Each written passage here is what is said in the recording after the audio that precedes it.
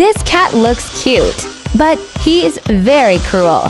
He will pretend to be a goat. He infiltrates slowly and influences the goats to believe him. He lies. He says that there is a lot of food in the next village.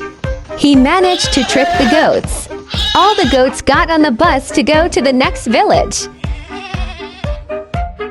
On the bus, he continued to convince the goats. After arriving, the cat told the goats to get in and poisoned all the goats.